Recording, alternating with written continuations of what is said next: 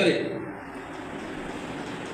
امام الانبیاء صلی اللہ علیہ وآلہ وسلم کے غلاموں، وقت انتہائی مختصر ہے، میں بڑے اختصار کے ساتھ آپ کے سامنے چند باتیں آپ کے گوش گزار کرتا چلا جاؤں۔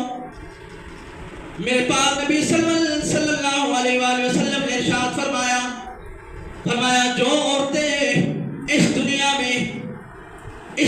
میں رہ کر فرمایا شرعی پردے کی پابند ہو جاتی ہے، فرمایا وہ جب جنت میں چلی جائے گی، مرد بھی اور عورتیں بھی۔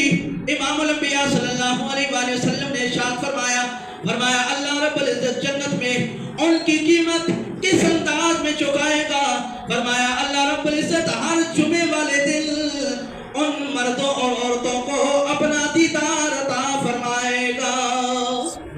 ہر جمعے والے دن جنہوں نے شریعت مصطفیٰ کریم صلی اللہ علیہ وآلہ وسلم کی تابعداری میں زندگی گزاری ہے، اپنے اوپر شریعت کو لاگو رکھا ہے، فرمایا اللہ رب العزت ان کی اس شریعت کی کل قیامت جنت میں جا کے فرمایا اس کی قیمت عطا فرما دے گا۔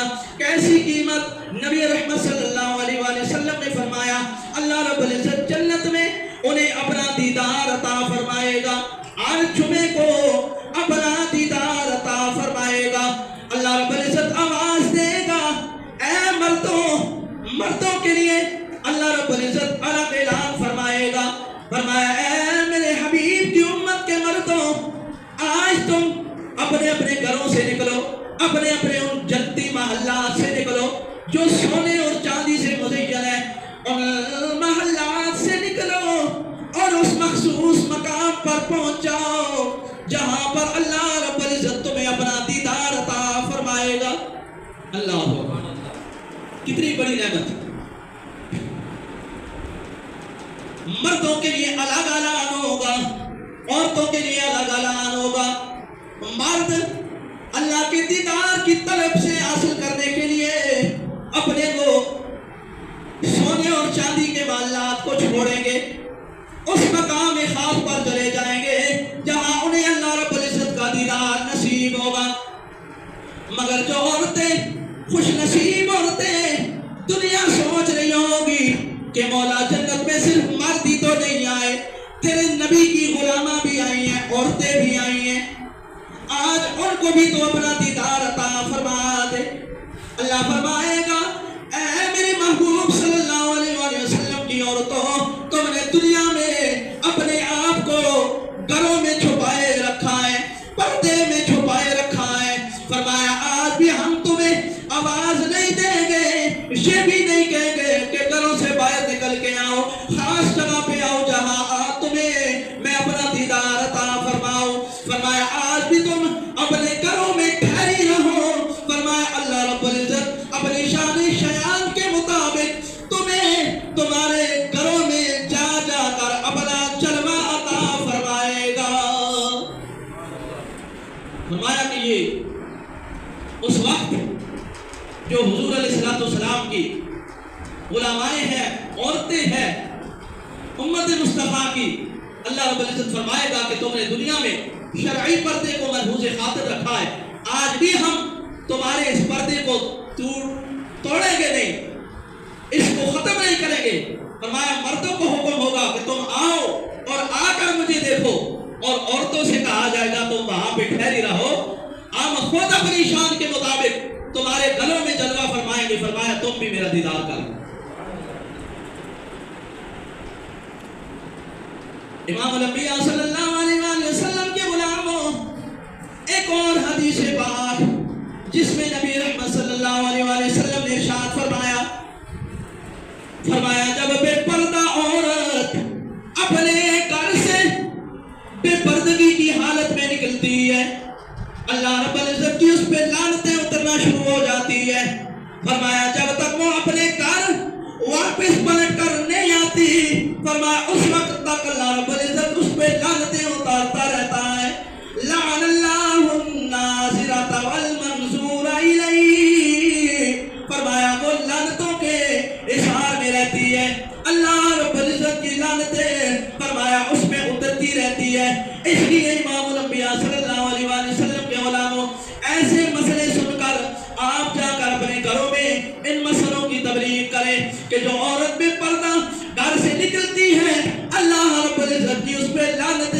نکلتی رہتی ہے.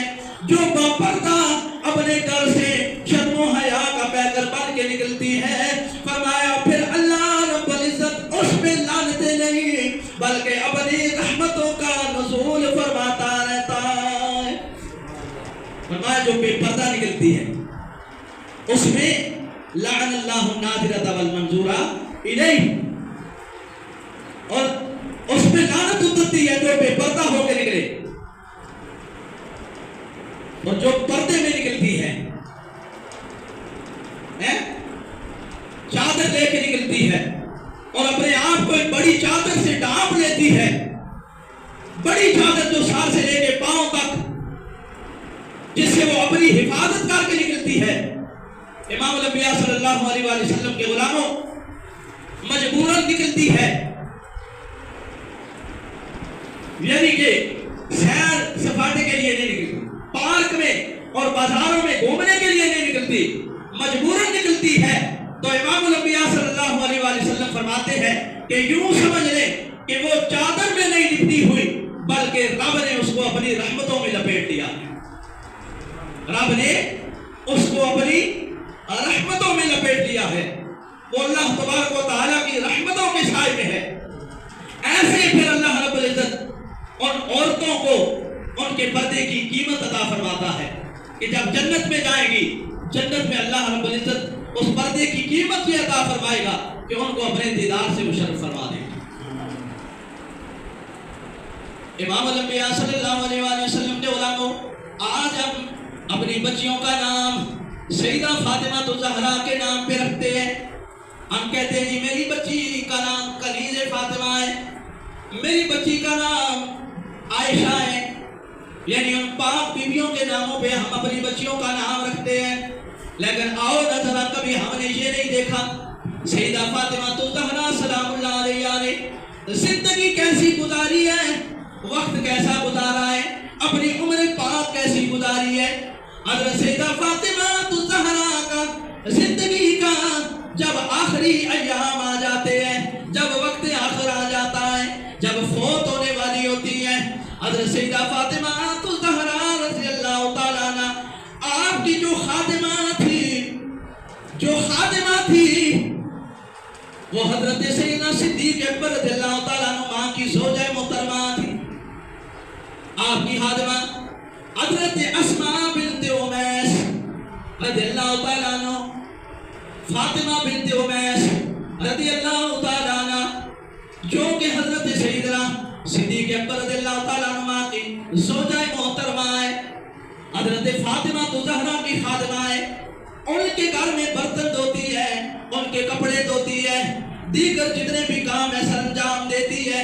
ایک دن حضرت اسماء بنت امیس رضی اللہ تعالیٰ عنہ آپ فرماتی ہے میں سیدہ فاطمہ الزہرا کے گھر میں پہنچی، کیا دیکھتی ہوں سیدہ فاطمہ الزہرا رو رہی ہے، آنکھیں اشکبار ہیں. میں قریب ہو جاتی ہوں، میں نے عرض کیا اے رسول اللہ کی بیٹی کس چیز نے آپ کو رلا دیا ہے، کیوں آنکھیں اشکبار ہیں؟ حضرت سیدہ فاطمہ الزہرا فرمانے لگی میں نے دیکھا ہے چونکہ میرا وقت آخر آ پہنچا ہے، فرمایا اب موت کی گھڑیاں قریب ہے، اب میں اس دنیا سے چلی جاؤں گی. فرمایا میں نے دیکھا ہے کہ جب میت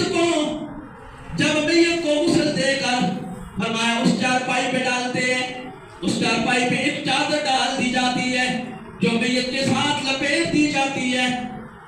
فرمایا اس سے معلوم ہوتا ہے اگر جسم میت کا بھاری تھا، موٹا جسم تھا، فرمایا اس سے پتہ یہ چلتا ہے چادر ساتھ اٹھ جاتی ہے اندری، اس سے معلوم ہو جاتا ہے کہ عورت یا مرد کا جسم جو بھی میت ہے وہ پتلا ہے یا موٹا ہے. فرمایا اگر موٹا ہو تو چادر اوپر کی طرف اٹھ جاتی ہے، اگر کمزور ہو فرمایا چادر ساتھ سکڑ جاتی ہے.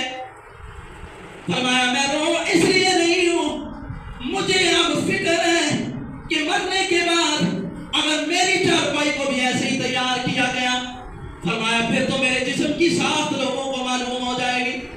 فرمایا جس جسم کو، جس بدن کو رب کی رضا کی خاطر ساری زندگی پردے کا پابند رکھا ہے، فرمایا کسی کے سامنے نہیں لے کے گئی، چھپا کے رکھا ہے۔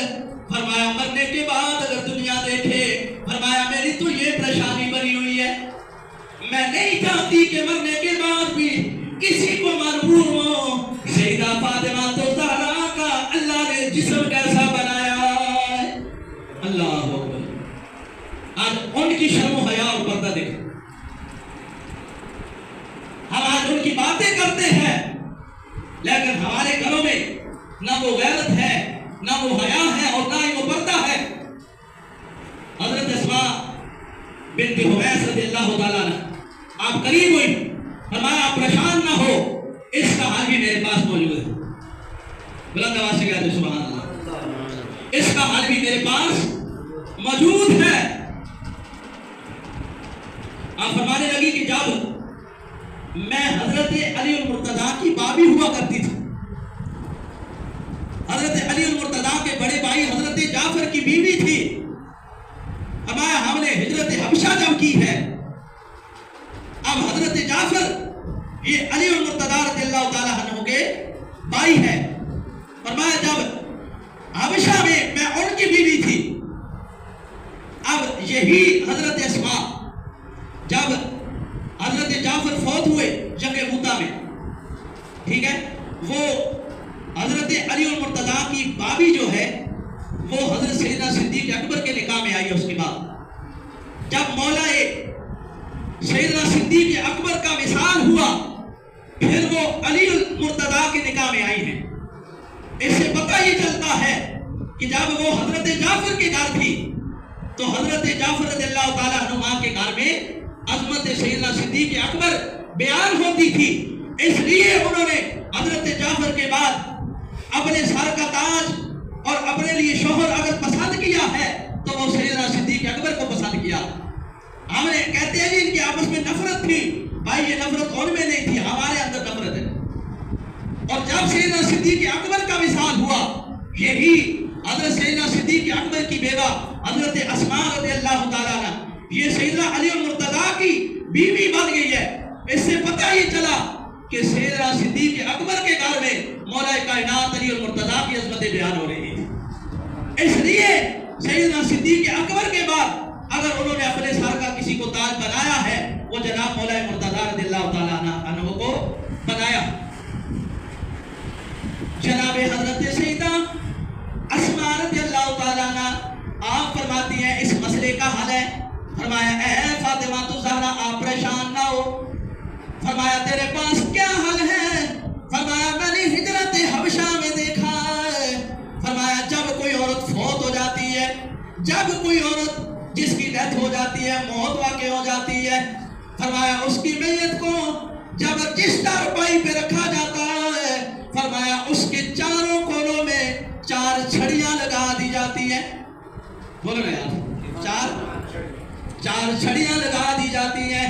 فرمایا چاروں کونوں میں 4 چھڑیاں لگا دی جاتی ہیں اور چھڑیوں کے گرد کپڑا چادر لپیٹ دی جاتی ہے، وہ ایک کمرہ بن جاتا ہے، ایک ڈولی سی بن جاتی ہے۔ فرمایا پھر جسم کی ساخت معلوم نہیں ہوتی، یہ نہیں پتا چلتا کہ بندہ موٹا ہے یا کمزور ہے۔ حضرت فاطمہ الزہرا نے قریب بلا کر ان کا ہاتھ چوما، فرمایا جب نبی کی بیٹی فاطمہ فوت ہو جائے، اے اسماء میری جنازے کی چارپائی کو تیار کرنا یہ تمہاری ذمہ داری ہے۔